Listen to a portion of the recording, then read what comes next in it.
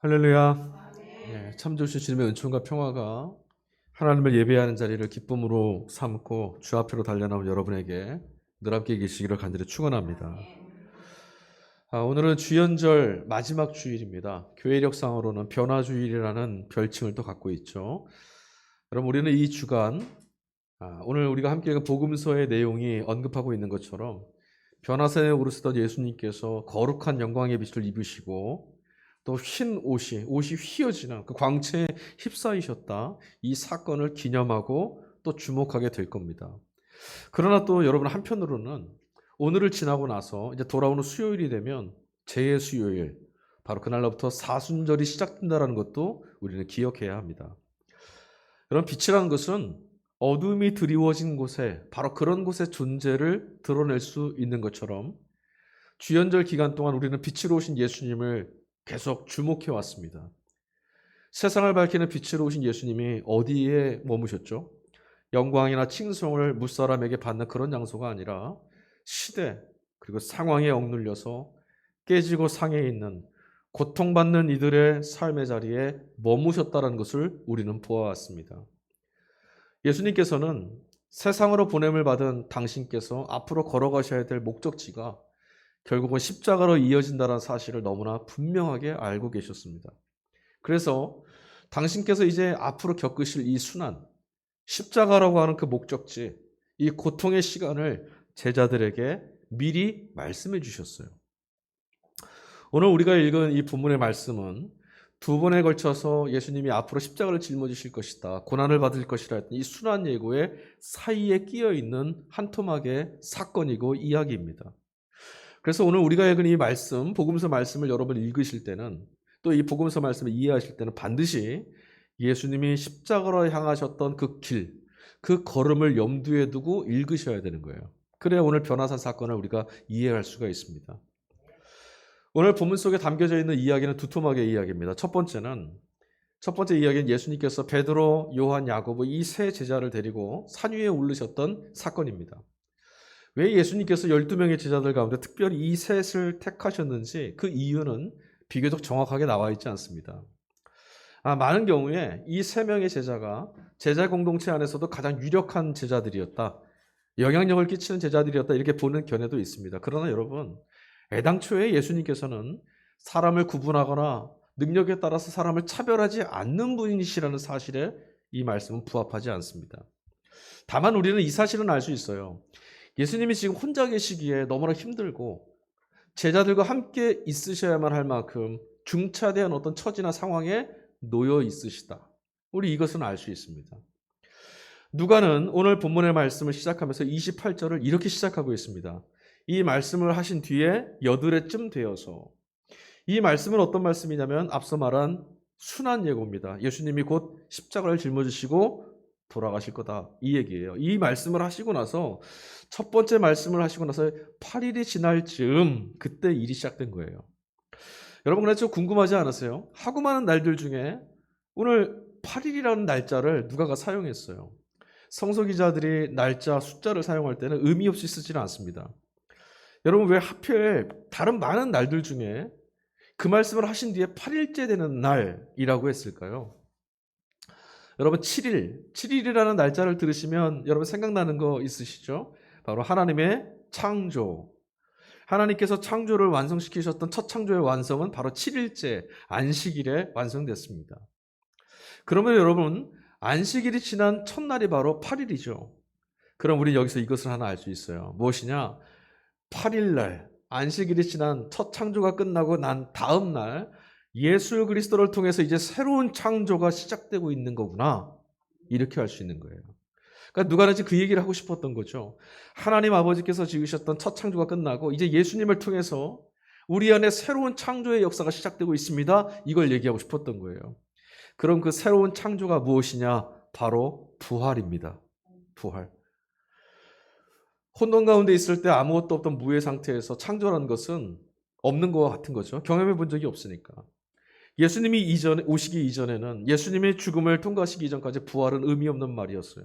그런데 오늘 예수님께서 이 부활이라는 사건을 열어젖히기 시작하신 거예요. 산 위에서 지금 일어난 오늘 복음서에 읽었던 이 모든 사건들은 그러니까 예수 그리스도 안에서 앞으로 일어나게 될 새로운 창조, 부활이 무엇인가를 엿볼 수 있는 장치로 기록된 거예요. 그러니까 그 개념 안에서 이 변화산에서 일어났던 사건을 여러분 읽으셔야 되는 거죠. 자, 어땠습니까? 오늘 말씀을 보니까 산 위에 오르셔서 기도하시던 예수님, 얼굴이 변하기 시작하고 옷이 휘어져서 밝아지고 광채에 휩싸여졌다. 그리고 어느 한순간에 두 사람이 나타났는데 그들이 예수님과 대화를 나누셨다고 합니다. 그 두 사람은 바로 모세와 엘리야입니다. 모세와 엘리야 이 둘은 모두 이스라엘 역사 가운데 하나님의 말씀을 전하였던 불세출의 선지자들입니다. 그 사람의 이야기를 전한 이들이 아니라 하나님의 계획, 하나님의 뜻을 전하였던 선지자들이에요. 그들이 지금 예수님과 함께 예수님을 찾아와서 예수님과 대화를 나누고 있습니다. 분명히 하나님께서 계획하신 무엇인가를 말하고 있었을 겁니다. 그런데 이런 놀라운 상황, 이 놀라운 일이 벌어지고 있는 이 장면과는 어울리지 않게 분명히 예수님이 3명의 제자들과 함께 산에 오르셨는데 이 제자들은 졸음을 이기지 못하고 지금 졸고 있습니다. 어리석은 제자들이죠. 그러다가 이 모세와 엘리야가 예수님을 떠나가시기 바로 직전에야 그들이 잠에서 깨었습니다. 겨우 잠에서 깬 거예요. 근데 여러분 이 장면이 좀 낯익지 않으십니까? 예수님이 십자가를 지시기 바로 직전 겟세마네에 오르셨던 그 밤에도 이 제자 3명은 예수님과 함께 했습니다. 근데 그 밤에도 예수님이 땀방울이 핏방울이 될 때까지 기도하셨던 그 밤에도 이 제자들은 졸음을 이기지 못하고 졸고 있었죠. 다행히 여러분 오늘은 너무 늦지 않게 잠에서 깼습니다. 그래서 이들은 그 덕분에 영광스러운 장면을 목격한 증인이 될 수 있었어요. 여러분, 성도의 삶이란 기도의 영성 안에서 늘 깨어 있어야 된다는 것을 일깨워주는 대목입니다. 성도는 기도함 가운데 하나님을 향하여 그리스도를 향하여 늘 깨어 있어야 된다. 자, 잠에서 그들이 깼을 때 눈앞에 펼쳐졌던 장면은 너무 놀라운 장면이었어요. 압도적인 장면이었고 황홀한 장면이었습니다. 빛이 가득했고 예수님을 둘러싸고 있었어요. 너무나 밝았습니다. 그리고 그 안에 모세와 엘리야, 그의 평생에 만나기를 꿈꿨던 그 선지자들이 그거 서 있었습니다. 이게 꿈인지 현실인지 분간도 되지 않았을 거예요. 내가 아직 잠에서 덜 깼나? 얼마나 황홀한 그 영광 가운데 있었는지 베드로가요. 주님과 모세와 엘리야를 위해서 내가 초막 셋을 여기다 짓겠습니다라고 나섰습니다. 역시 다혈질의 베드로 형님입니다. 무슨 말입니까? 내가 이곳에 영원히 이 세 분과 함께 살고 싶습니다. 나 이곳에 꼭 있고 싶습니다. 그런데 오늘 누가는 뭐라고 이 대목을 썼냐면 정작 자기 자신이 무슨 말인지도 알지도 못한 채 그가 분위기에 사로잡혀서 알 수 없는 말을 내뱉고 있는 것이었다. 이렇게 말하고 있어요. 무슨 말입니까? 여러분 한번 생각해 보세요. 따지고 보면 지금 하늘에서부터 내려온 사람들이잖아요. 모세 엘리야, 그죠? 하늘에서부터 내려온 사람들이 이 땅의 집이라는 것이 뭐가 필요하겠어요. 근데 지금 베드로가 그들을 위해서 초막을 짓겠답니다. 아무짝에 쓸모없는 거죠. 게다가 지금 베드로가 주님과 모세와 엘리야 이 셋을 위해서 내가 초막을 짓겠습니다. 다시 말하면요. 지금 베드로가 헛발질을 하고 있는데 예수님을 모세나 엘리야 수준으로 잘못 보고 있는 거예요. 저런 놀라운 분들과 예수님 비슷한 분인가 봐. 역시 주님은 대단한 분이야. 이렇게 보고 있는 거죠. 여전히 주님이 어떤 분인지를 오해하고 있는 제자들의 제자 공동체 전체의 이 어리석음을 단적으로 보여주는 그런 장면이에요. 그런데 여러분 사실 우리도 알지도 못하면서 큰 소리 친 적이 참 많죠. 때로는 마치 하나님의 뜻을 다 헤아리는 것처럼 마치 나는 하나님의 뜻을 다 담지하고 있는 것처럼 아는 체 할 때도 많습니다. 그렇게 섣부른 우리들의 척하는 그런 어리석음 때문에 결국은 내 자신의 삶뿐만 아니라 다른 사람의 삶과 신앙도 힘겹게 만들어 놓았을 때가 참 많았습니다. 그리고 지금도 세상을 보면 그렇게 떠드는 이들이 많이 있습니다. 이런 우리들의 어리석음, 하나님이 어떤 분이신지 예수 그리스도가 누구신지도 제대로 알지 못하는 우리들끼리 아는 척하는 이 시끄러운 소리를 꾸짖는 것처럼 음성 하나가 하늘로부터 울려 퍼져나오기 시작했습니다. 빽빽하게 쌓인 구름 사이를 뚫고 하나님께서 지금 말씀하셨어요. 9장 35절 이는 내 아들이요 내가 택한 자다. 너희는 그의 말을 들어라. 그렇습니다, 여러분. 주님은 하나님의 아드님이십니다. 그래서 우리는 예수 그리스도께 내 요구나 주장을 늘어놓는 것이 아니라 언제나 그분께 들어야만 합니다. 우리는 주님의 말씀을 듣는 자들입니다. 주님께서 하신 말씀을 우리는 들어야 합니다.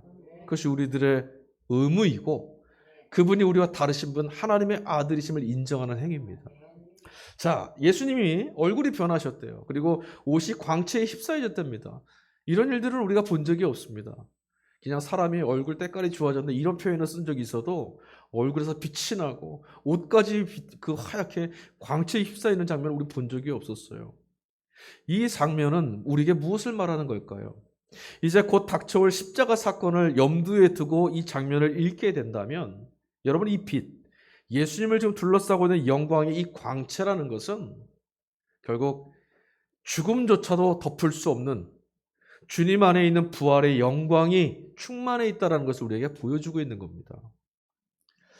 자, 여러분 일상적이지 않은 장면입니다. 쉽게 볼 수 없는 정말 드문 너무 놀라운 장면이죠. 이런 장면을 보게 된다면 누구라도 경외감에 사로잡힐 거예요. 그리고 실제로 여러분 사람들은요. 이런 모습에 대단히 큰 매력을 느낍니다. 누구라도 이런 장면을 보게 되면 우와 대단하다. 마음을 쏟고요. 쫓아다닐 거예요. 우리는 모두 다 이런 장면 보기를 사실은 원하고 있습니다. 놀라운 이적을 보기를 원하고 놀라운 기적 같은 현상을 보기를 원합니다. 사실 여러분 우리 주변에도요. 지금도요. 기도를 받았더니 암이나 불치병이 나았더라. 뭐 이런 소리 우리 듣곤 합니다. 그뿐인가요? 천사의 깃털이 떨어지는 것을 봤다라거나 혹은 하늘에서 금가루가 내리는 걸 보았다. 이런 이야기들을 하는 사람들이 있고 또 그런 이야기에 혹해서 쫓아다니는 사람들의 이야기를 우리는 듣곤 합니다. 우리는 늘 신비롭고 놀라운 이런 표징들을 찾아 헤매입니다. 아니라고 해도 그런 이야기에 귀가 쏠깃하는 것도 사실이죠. 뭔가 대단한 게 있을 것 같아. 그러나 여러분, 제 아무리 불치병이나 난치병을 낫게 하는 신비로운 명약이 있다 하더라도 우리가 그것만 먹으면서 살 수는 없는 노릇이죠. 게다가 그런 식으로 병이 낫거나 문제가 해결된다고 해도요. 여러분 결국은 우리 각 사람에게 찾아오는 죽음 앞에서는 누구도 자유로울 수가 없습니다. 죽음에다 삼키게 되는 거예요. 제가 예전에 한번 말씀드렸었습니다. 신방 다니다가 전도 다니다가 귀신 들린 어떤 여인을 만났었는데 사람들이 막 그 앞에서 벌벌벌 떨고 있고 저한테도 막 뭔가를 마치고 우리 교회와 제가 처해 있는 상황을 막 내다보는 것처럼 쪽집게처럼 귀신처럼 마치는 여인이 있었어요. 근데 제가 다시 돌아가다가 안 될 것 같아서 그 여인을 다시 붙잡고 한마디 했어요. 그럴 때 그 여인이 아무 말도 못하고 기가 확 죽어서 고개를 떨구고 앞에서 저를 불편해 하더라고요. 제가 뭐라고 말했는 줄 아세요? 야 놀랍네. 그래서 내가 지나온 삶을 쪽집게처럼 맞춰서 그래서 내가 분명한 사실 하나를 당신에게 말해줄게. 당신은 죽어요. 쪽집게처럼 맞춰서 그래서요. 죽음을 거부할 수 있나요? 죽음의 힘에서 자유할 수 있습니까? 그건 아무것도 아닙니다. 죽음 앞에서는 아무 쓸모없는 일들이에요. 본질적인 생명이 아니라는 거예요. 다시 말하면 여러분 살아감에 있어서도 그런 놀랍거나 신비로운 일들은 본질적인 일이 아니에요. 그것으로 우리가 사는 게 아니라는 거죠. 여러분 난치병에서 낫고자 산에 오른 사람이 있습니다. 약을 구하러 산에 올라갔어요. 그런 사람이라면 치유가 될 때까지는 어떻게 해야 됩니까? 산에서 내려옵니까? 안 내려옵니까? 안 내려오겠죠. 어떻게 해서든 약을 찾아야 되니까 산에서 내려올 수 없을 거예요. 그러나 여러분 제한이나 억압을 받지 않으면서 죽음으로부터 자유한 충만한 생명은 예수 그리스도께만 있는 겁니다.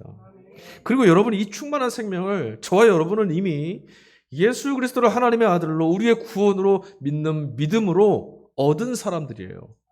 그러므로 여러분 우리는 표징을 찾아서 산을 헤매고 달릴 이유가 없습니다.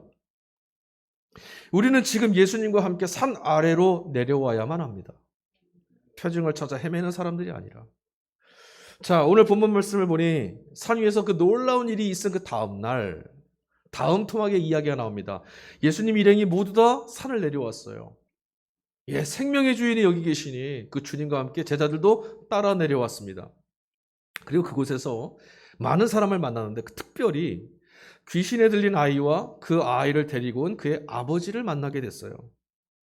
귀신 때문에 아이가 귀신이 들려서 경련을 일으키고 거품을 물고 거꾸러지고 넘어지고 상하고 이 심각한 상태에 놓여 있습니다. 그런데 산 밑에 남아있던 제자들 그 누구 하나도 이 아이를 어찌해 줄 수가 없었어요. 손을 못 쓰고 있었습니다. 예수님이 내려오시자 그 아비가 예수님께 쫓아갔어요. 이러이러했는데 당신의 제자들 아무도 고쳐주지 못합니다. 이 이야기를 듣고 계시던 예수님의 표정이 일그러지기 시작했어요. 심상치가 않습니다. 불사 주님이 이렇게 말씀하십니다. 9장 41절 후반절. 믿음이 없고 삐뚤어진 세대여, 내가 언제까지 너희와 함께 있어야 하며 너희를 참아주어야 하겠느냐. 갑자기 왜 이렇게 책망을 하시는 건지, 마치 제자들이 능력이 없으니 이렇게 능력이 없냐, 이렇게 형편없냐, 이렇게 탓하시는 것만 같은 주님의 책망이 좀 당혹스럽죠. 삐뚤어진 세대여 라고 하는 말씀 때문에 지금 이 말씀을 그 아비한테 한 건지, 아니면 제자들 들으라고 하신 건지, 아니면 몰려들었던 모든 사람들 들으라고 하신 말씀인지도 사실 분명하진 않습니다. 다만 이 본문 뒤에, 이 본문이 끝나고 나는 후반절에 가보면 제자들이 나중에 왜 자신들은 귀신을 쫓아낼 수 없었을까 예수님께 묻는 장면이 나와요. 그때 예수님이 답변을 주시죠.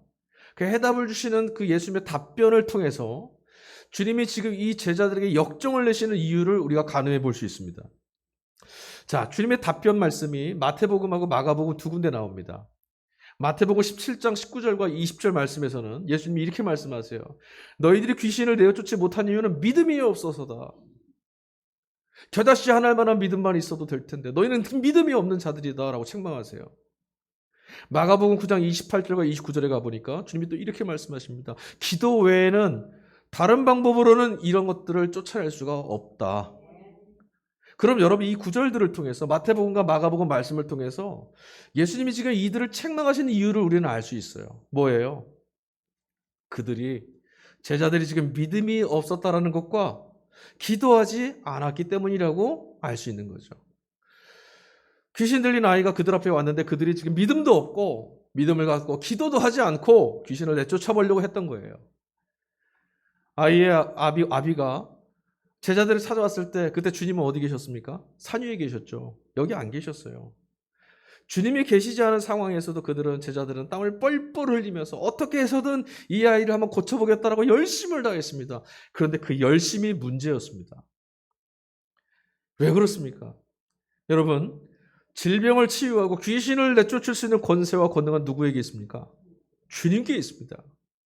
이 권세는 주님으로부터만 나오는 거예요. 그런데 지금 제자들이 예수님이 이렇게 하시더라. 예수님이 이렇게 하시니까 귀신이 나가더라. 주님을 흉내내는 수준으로 귀신을 쫓아내보겠다고 나선 겁니다. 여러분, 흉내가 아니죠. 주님께 이어져 있어야 합니다. 이 모든 권세는 주님의 것이어야 합니다. 주님의 것을 가지고 내쫓고 주님의 것을 가지고 자유케 줄 수 있는 거예요. 그것을 흉내낸다고 되는 것이 아닌 거죠. 그들은 주님을 향한 믿음이 없었어요. 그렇다면 여러분 이렇게 생각해 볼 수 있어요. 그러면 이런 질병에 걸린 자들이 나오거나 귀신 들린 자가 있을 때 이런 상황에서 아무것도 하지 말고 주님이 오실 때까지 기다리고 있으란 말이냐? 그 말씀을 드리는 게 아닙니다. 오히려 여러분 우리들의 모든 행함, 우리들의 실천, 우리들의 사역, 우리들의 신앙, 이 모든 것들은 주님을 믿는 믿음을 토대로 할 때만 의미를 가진다라는 말씀을 드리는 거예요. 귀신을 내쫓을 때도 마찬가지입니다. 기도할 때도 마찬가지죠. 내가 열심을 다해 힘을 다해서 이 사람 낫기를 바라며 기도하는 것이 아니라 주님의 능력을 믿고 의지하여서 기도하는 거죠. 주님이 이곳에서 역사하시는 주님의 능력이라면 이것을 믿고 기도해야 되는 거죠. 제자들은 귀신을 내어 쫓을 때 결과와 상관없이 기도했어야 돼요. 그리고 주님을 믿었어야 돼요. 여러분 우리가 기도해도 귀신이 나가지 않을 때가 있습니다. 우리가 기도했는데 질병이 낫지 않을 때도 있습니다. 그럼 실패한 것일까요? 아닙니다. 주님의 뜻입니다. 주님께 전적으로 믿고 의지하는 자들은 그 결과를 염려하지 않고 기도할 수 있습니다. 기도도 마찬가지입니다, 여러분.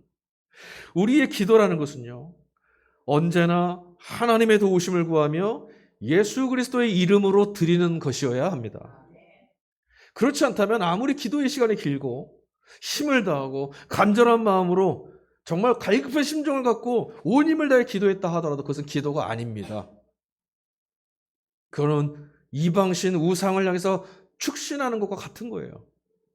흉내를 내는 것은 곤란합니다. 우리들의 모든 언행은 우리들의 기도와 예배, 우리들이 병든 자를 위해서, 귀신 들린 자를 위해서 기도할 때 그 모든 것들은 주님 앞에서 내 자신을 드러내거나 내세우거나 내 힘으로 하려는 것이 아니라 나를 통하여, 이 깨진 손을 통하여 주님이 이곳에서 역사하심을 믿는 믿음으로 해야 하는 것이죠. 주님이 말씀하셨어요. 이 패역한 세대, 이 삐뚤어진 세대요 라고 말씀하셨어요. 저희는 이 말씀을 들을 때 주님을 신뢰하지 못하고 있다는 점에서는 세상 사람들이나 전혀 다르지 않은 이 제자들 때문에 속상하신 예수님 마음이 느껴졌습니다. 그렇게 자주 기적을 목격하면서도 예수님께서 가르치셨던 말씀과 교훈 이런 거 깨닫지 못하고 계속해서 기적만 바라고 있었던 그 군중들이나 산 위에 올라서 그 놀랍고 영광스러운 모습을 목격했던 베드로 일행, 그런데 헛발질해서 나 여기서 살고 싶습니다 말했던 그들이나 믿음이 약해서 병을 고쳐주지 못했던, 귀신조차 내어주지 못했던 그 산 밑에 있던 제자들이나 하나님으로부터 보냄을 받은 하나님의 아들로 예수 그리스도를 받아들이지 않던 그 완악한 백성의 지도자들이나 주님의 제자로 따라 나섰지만 여전히 나는 주님을 믿고 있다라고 말은 하고 있지만 그럼에도 불구하고 자주 불신으로 넘어지고 쓰러지는 우리들이야말로 어쩌면 패역한 세대, 삐뚤어진 이들이 아닐까 싶습니다. 그런 면에서 보면 예수님께서는 이런 우리를 그냥 버려두고 너희는 너희끼리 살아라, 나는 산 위에 머물겠다 이렇게 하셨어도 그만이죠. 근데 여러분 어떻게 하셨어요? 예수님은 산 아래로 내려오셨습니다. 그것에 머무는 게 좋겠습니다. 우리끼리 살아가는 형편은 이런 삶 말고 주님의 영광을 보니 이곳이 너무 좋습니다고 했던 그 제자들의 손을 끌고 예수님이 내려오신 곳, 그곳이 어디입니까? 귀신 들린 아이가 몸부림치며 고통받아 하는 그곳, 그런 자식을 어찌 줄 수 없어서 가슴 아파 눈물을 흘리는 아비와 어미들이 있는 그런 땅, 어둠의 힘들이 사람들의 자유를 빼앗고 권세나 돈 이런 것들을 향한 탐욕이 사람들의 영혼을 그냥 집어삼키는 그런 땅, 여전히 예수님을 통해서 얻게 되는 하나님의 구원이나 하나님의 사랑 같은 것도 천박한 자본주의의 성공쯤으로 여기고 있는 우리들의 땅, 자신의 탐욕을 이루기 위하여 전쟁도 불사하는 서슴지 않는 패역한 이들이 살고 있는 그런 땅, 그곳으로 주님이 내려오셨어요. 여러분, 이런 엉터리 같은 세상, 이런 엉터리 같은 사람들이 있는 곳이라 할지라도 주님이 이곳에 찾아와 주심으로 깨어져 있는 것만 같아 보이는 그런 곳도 바로 우리가 살아가는 바로 이곳이 하나님이 주목하고 계시는 땅이 될 수 있는 겁니다. 귀신에 눌린 고통받는 사람들, 믿음 없어 비틀거리는 우리들도 주님이 외면하지 않고 찾아와 주심으로, 내가 너희와 함께 있겠다라 찾아와 주심으로 비로소 당신의 마음으로 품어내시는 주님의 제자가 될 수 있는 겁니다. 34절 말씀입니다. 사람들은 모두 하나님의 위대한 능력을 보고 놀랐다. 사람들이 모두 예수께서 하신 모든 일을 보고 놀라고 감탄하고 있을 때 예수께서 제자들에게 말씀하셨다. 주님이 그 아이를 만져주시자 아이가 났어요. 귀신이 쫓겨나갔습니다. 아이가 낳는 것을 보고 그곳에 있던 사람들 다 놀랐죠. 놀라운 일이죠. 귀신인데 쫓겨나갔으니까요. 예수님 안에서 하신 하나님의 능력을 그들이 보았어요. 그래서 오늘 말씀 보니까 놀랬대요. 예수님 안에서 하나님의 능력을 보았답니다. 어떤 면에서 보면 여러분, 이들은요, 산 위에서 빛나는 광채와 영광에 휩싸였던 예수님을 보았던 그 제자들이나 믿음으로 주님을 따르겠다라고 나선 우리들과 다를 바가 없는 사람들입니다. 그러나 그들이나 우리나 어제나 오늘이나 여전히 우리가 주목해야 될 것은 그런 어떤 신비로운 일들이나 광채와 영광의 빛이 아니라 여전히 주님뿐입니다. 우리의 시선은 영광에 머무는 것이 아니라 그 영광이 도대체 누구에게 있었느냐? 귀신을 내어 쫓았다라는 사건이 아니라, 질병을 낫게 했다라는 것이 아니라 그 권세가 누구에게 있느냐? 이것을 주목해야 되는 거죠. 바로 주님입니다. 산 위에 있는 그런 드리워진 영광 같은 것에만 자꾸 시선을 빼앗기다 보면요, 순환의 이야기가 들리질 않습니다. 예수님 분명히 순환에 관해서 말씀하셨는데, 예수님 분명히 십자가 지실 일들에 관해서 말씀하셨는데 그 이야기가 귀에 들어오지 않아요. 그냥 영광만 쫓아서 눈이 번뜩번뜩하죠. 순환의 이야기를 들을 때마다 우리는 어땠었습니까? 십자가, 고난만 생각합니다. 그러다가 정작 그 순환의 이야기가 부활의 이야기로 이어진다는 사실을 우리는 간과하고 말아요. 어리석죠. 이런 우리를 일깨워 주시기 위해서 주님은 다시금 이 일이 끝난 이후에 제자들을 붙잡고 순환의 이야기를 다시 시작하십니다. 정말이죠, 여러분. 언제까지일까요? 언제가 되면 고난이나 아픔, 절망, 세상이 가져다주는 그 세상의 힘 앞에서도 우리는 주님만을 바라볼 수 있을까요? 언제쯤이 되면 우리가 주님 보실 때 듬직한 믿음의 사람들이 될 수 있을까요? 변화산에서 일어났던 오늘의 본문, 그 사건들, 여러분, 이 사건이 왜 있었을까요? 이 본문이 기록된 이 사건이 나타났던 이유, 1차적인 목적은요, 첫 번째 순환 이야기를 하셨을 때 이제 예수님이 십자가 지신다 그 사건을, 그 말씀을 듣자마자 혼란과 불안에 빠졌던 그 제자들을 위로해 주시고 놀라운 이런 계시의 체험을 통해서 그들 마음속에 기쁨과 용기 그리고 믿음을 샘솟게 할 수 있도록 하기 위한 것이 바로 목적이었던 거예요.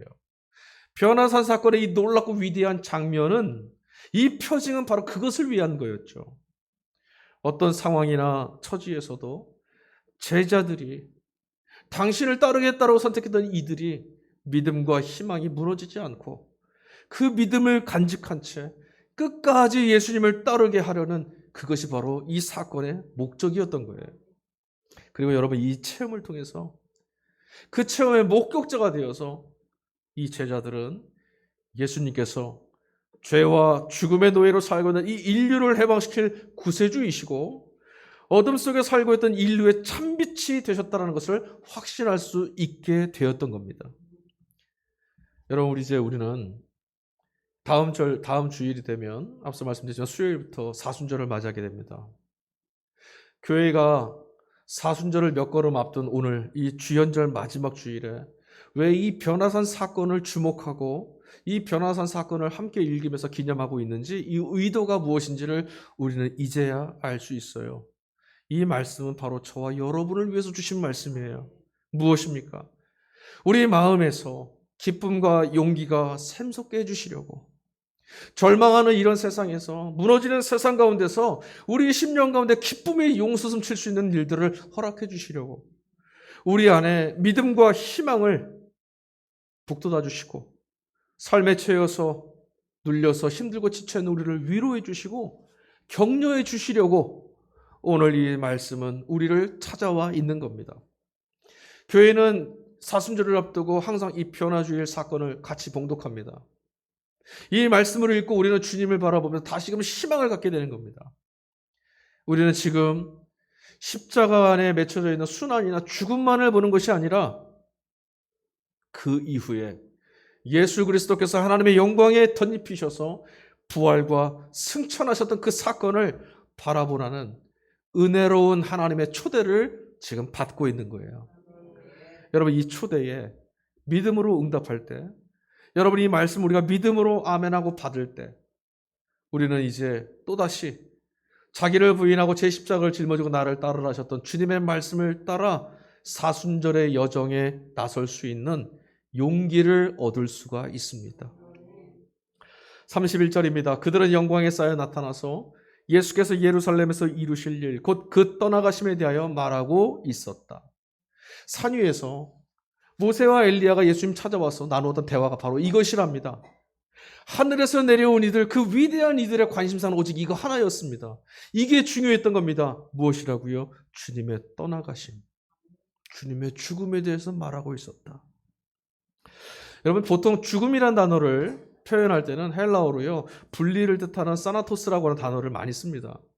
그런데 수사학적으로는 엑소도스라고 하는 이 단어가 기본형이에요. 엑소도스, 출애굽기 우리 많이 읽으셨죠?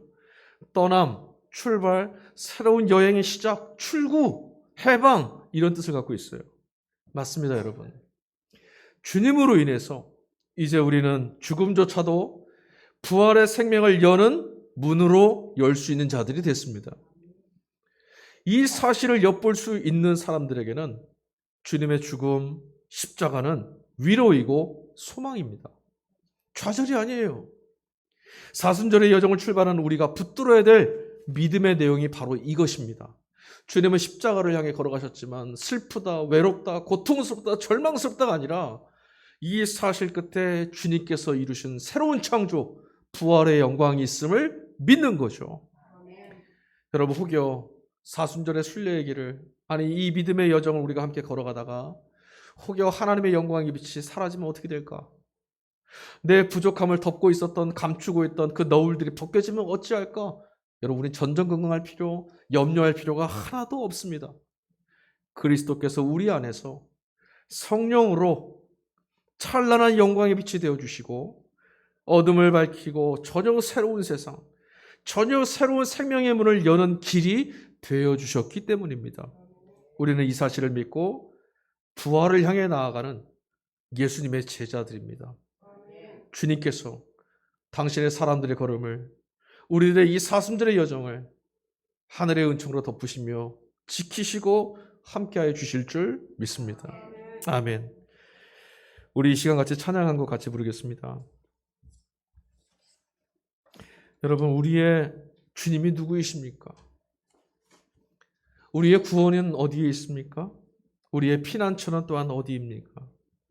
우리는 지금 어디를 찾아 헤매고 있었습니까? 주연절 마지막 주, 주님의 떠나심을 주목하게 하는, 주님의 십자가를 바라보게 하는 이 시점에서 우리는 발걸음을 돌이켜야 합니다. 어디로 돌아가야겠습니까? 주님께로 돌아가야 됩니다. 주님, 우리 생명의 근원이시고 능력의 원천이시며 새로운 창조의 하나님이십니다. 주께로 돌아가겠습니다. 주님께로만 나아가겠습니다. 우리 다윗의 노래 함께 찬양하겠습니다.